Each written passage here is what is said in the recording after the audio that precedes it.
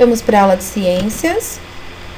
No capítulo 1, Vivendo e Convivendo, nós temos a continuação desse capítulo e correção dos exercícios, tá bom? Vamos corrigir a página 5 que fizemos na aula passada. Lembre-se, se acertou, coloque o certo. E se não acertou, pause o vídeo para corrigir. Na pergunta 1, você tinha que escrever com as suas palavras o que era um ser vivo. Então, você tem que escrever o que ele é e o que ele representa. A professora colocou aqui a resposta, tá? Que seria uma resposta ideal, mas você vai pedir para o papai ou para a mamãe ler a sua resposta. Se a resposta estiver próxima ou ela significar a mesma coisa, você vai deixar a sua.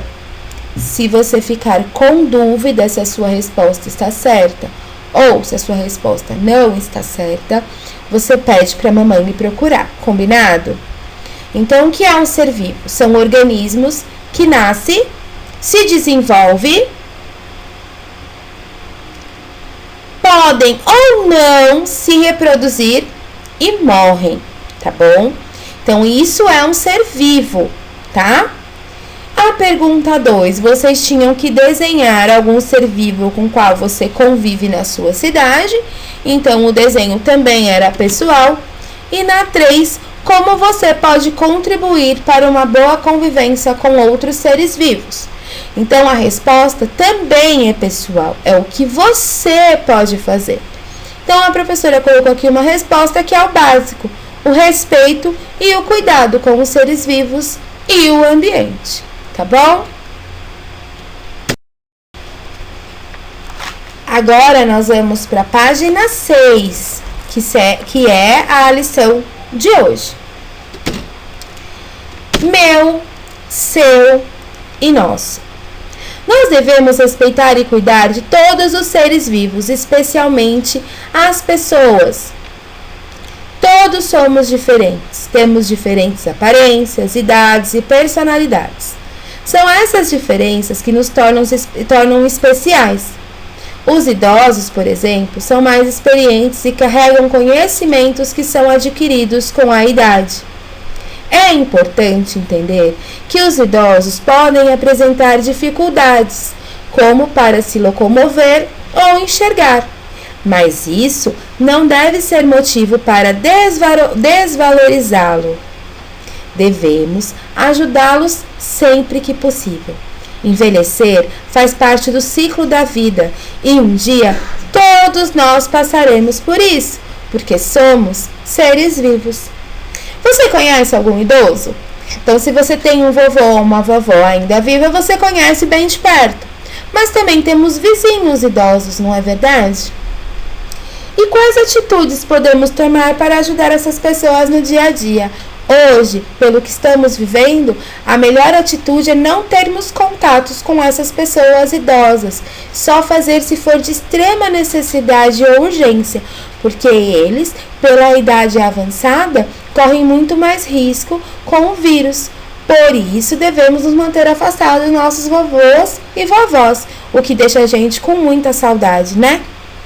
Mas, se nós não temos o vírus aqui nessa força que ele está hoje, por não termos a vacina e os medicamentos adequados, quais são os cuidados? É a atenção, o carinho, visitar, respeitar, né? Apoiá-los, auxiliá-los, tudo que nós gostaríamos que fizessem com a gente também. Agora que refletimos sobre os idosos, vamos para a página 7. Seres vivos nos ambientes. O nosso planeta apresenta uma grande diversidade de ambiente.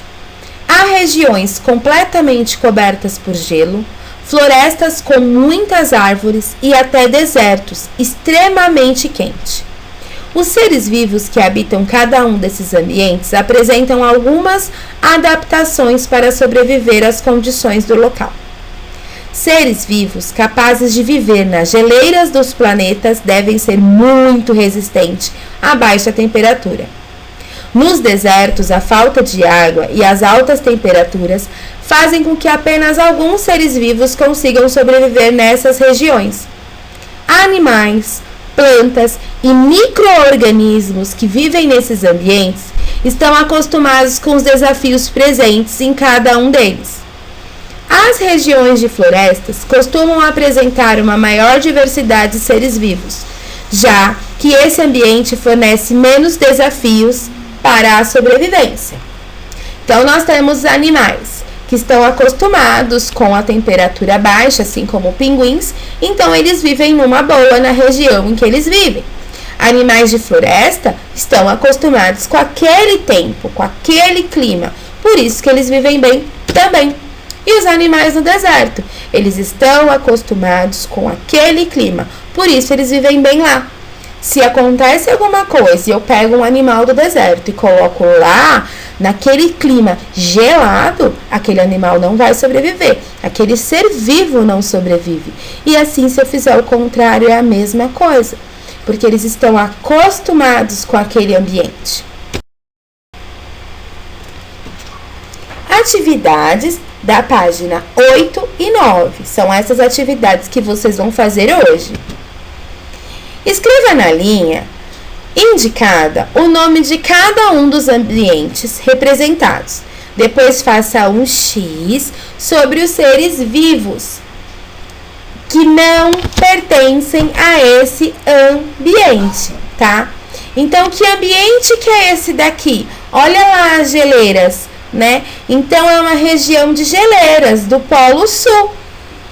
E qual é o animal que pertence a esse local? Então, vocês vão fazer o X naquele que não pertence. Então, qual animal que não pertence nesse local? O cavalo. O cavalo, ele não faz parte da geleira. Então, eu faço um X nele. E assim por diante, tá bom? Na pergunta 2, muitos seres vivos são adaptados para viver em ambientes específicos. O que acontece se esses locais foram destruídos? Então, se a gente destruir a geleira, o que vai acontecer com os pinguins? Se eu for lá e destruir a mata, o que acontece com os seres vivos que vivem lá? Então, o que pode acontecer? É isso que vocês vão escrever aí. Vamos relembrar. Os alunos da turminha estão falando algumas informações sobre os seres vivos nos ambientes, mas alguns deles estão confusos e falaram algo errado. Pinte os balões com as frases erradas. Então, existem duas falas erradas aí. Duas crianças que estão confusas e não estão falando correto as informações. Então, eu vou ler para vocês. Seres vivos são aqueles que apresentam um ciclo de vida apenas com etapas, nascimento e morte. Então, ela está dizendo que o ser vivo nasce e morre, apenas isso. Respeito a todos e cuidado com o ambiente são fundamentais para que os seres vivos possam conviver. A Keiko diz: podemos encontrar todos os seres vivos em qualquer lugar do planeta.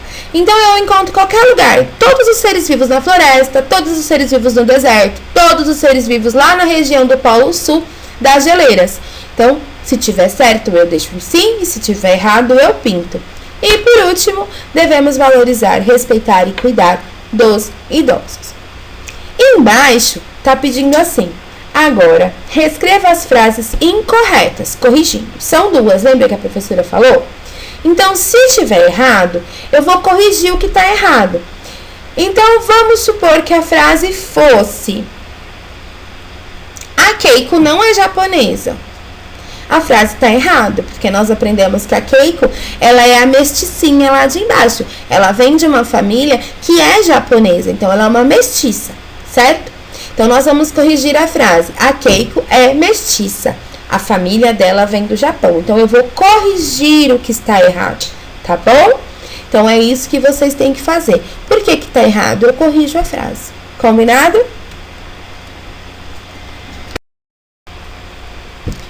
Boa atividade, tá bom?